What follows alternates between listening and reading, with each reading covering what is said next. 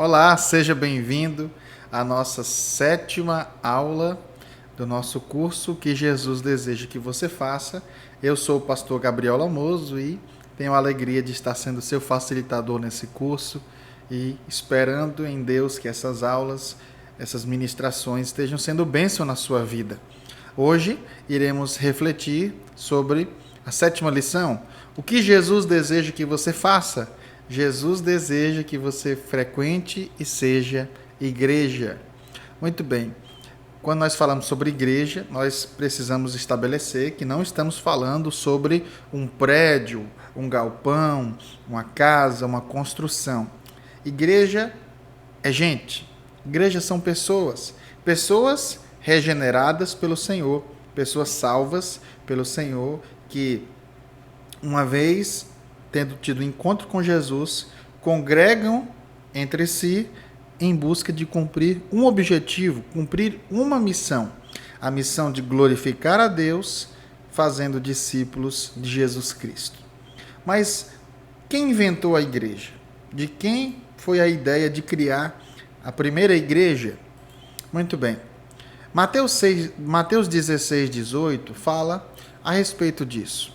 Jesus, apontando para Pedro, não que Pedro fosse a pedra da igreja, mas que Pedro, a partir da declaração que havia dado anteriormente, de que Jesus, ele era o Messias, o Filho de Deus, essa declaração de quem Jesus é, seria essa pedra fundamental.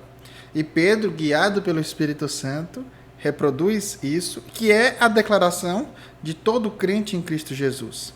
Tu és o Cristo, o Filho do Deus vivo. E assim, diante dessa declaração, Jesus diz, eu digo que você é Pedro, e Pedro aqui significa pedra, mas sobre essa pedra maior, essa declaração, edificarei a minha igreja, e as portas do Hades, as portas do inferno, não poderão vencê-la. Ou seja, quem criou a igreja e a edificou é o próprio Jesus. Esse Jesus que também é o cabeça da igreja. Efésios 5:23, ilustrando a relação de um marido e uma mulher, diz assim, o marido é o cabeça da mulher, como também Cristo é o cabeça da igreja, que é o seu corpo, do qual ele é o Salvador. Assim, Jesus é o cabeça, é o guia, é o líder, é o dono da igreja a qual ele mesmo estabeleceu. De tal forma que nenhum ser humano, pastor, bispo, papa, é dono da igreja. A igreja pertence a Jesus Cristo. Ele estabelece lideranças para conduzir, pastorear o rebanho que pertence a ele mesmo. De tal forma que eu sou pastor, mas eu não sou dono da igreja, eu não sou dono de você ou coisa do tipo, mas o Senhor me colocou como autoridade sobre a tua vida para cuidar de você, para te liderar, para te guiar no caminho do Senhor, na palavra de Deus. Mas você é pertencente, propriedade de Jesus Cristo, tá bom? É bom esclarecer as coisas para que tudo venha ficar bem estabelecido. É claro que nós prestamos a nossa submissão às lideranças e honramos e respeitamos aqueles aos quais Deus estabeleceu como pastores, como líderes, mas nós pertencemos e somos pertencentes, né? Nós temos um único dono, que é Jesus Cristo, nosso Senhor. Mas esse dono, esse Senhor, ele nos ama muito. E a atitude de amor de Jesus para conosco é a atitude de se entregar por nós.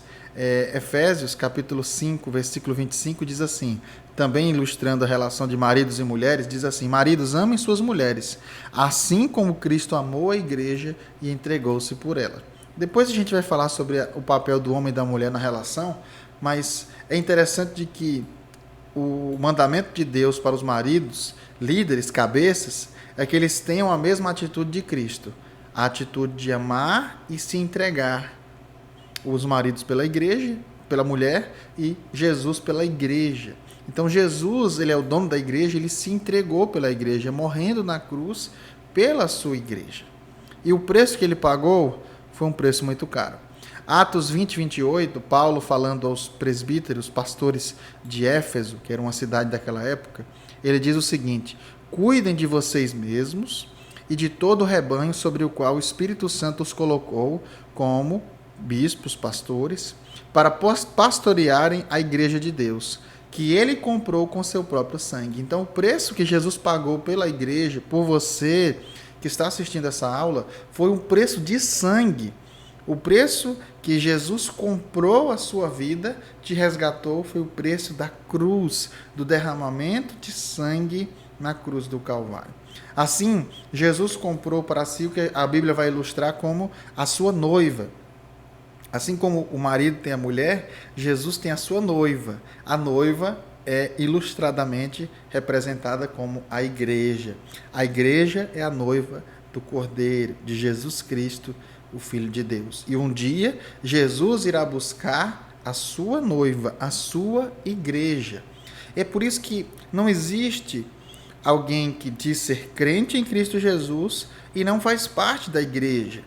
Você, uma vez que recebe a Cristo, decide agora fazer parte também do seu corpo. E o corpo de Cristo é a igreja. Não existem membros isolados, não existem membros deslocados, sem corpo. Não existe um órgão sem corpo. Um órgão sem corpo, ele definha, ele morre, ele apodrece.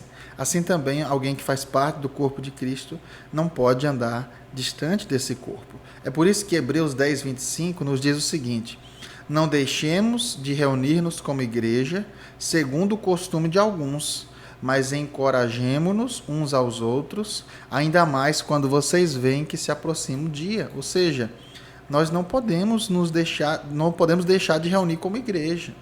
Não podemos deixar de estar unidos em culto ao Senhor, em união com os outros membros do corpo, porque, na verdade, isso é que vai nos encorajar uma vez que se aproxima o dia da volta de Jesus. Nós não podemos, é um mandamento de Deus que a gente se reúna como igreja. E nós separamos um dia especial para isso. Temos outros encontros, mas o principal é o domingo. Nós nos encontramos no primeiro dia da semana para adorar o Senhor. E quantas pessoas às vezes colocam outras prioridades nesse dia que é separado para o Senhor. Então, se há uma necessidade na sua família, em que você só tem aquela possibilidade de trabalho e que ali é para o sustento da sua casa, é uma coisa. Agora, se você deliberadamente programa-se para outras coisas que ocuparão o tempo de culto ao Senhor, eu quero te dizer de que você está pecando, você está sendo negligente com as coisas de Deus e com a sua vida espiritual e com a igreja do Senhor. É uma prioridade do crente estar reunindo com a igreja. O apóstolo Paulo denomina a igreja como o corpo de Cristo em 1 Coríntios 12, 27. Individualmente, cada um de nós é membro desse corpo, mas, como eu disse, o corpo, o membro precisa estar ligado ao corpo. E assim, esse corpo, como eu falei no início, ele se une com uma missão. Qual é a missão que Jesus nos deu como igreja? A missão de glorificar a Deus fazendo discípulos.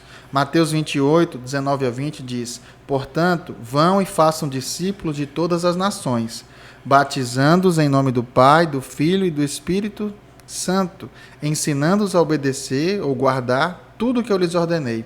E eu estarei sempre com vocês até o fim dos tempos. Assim, Jesus deu uma missão para esse corpo.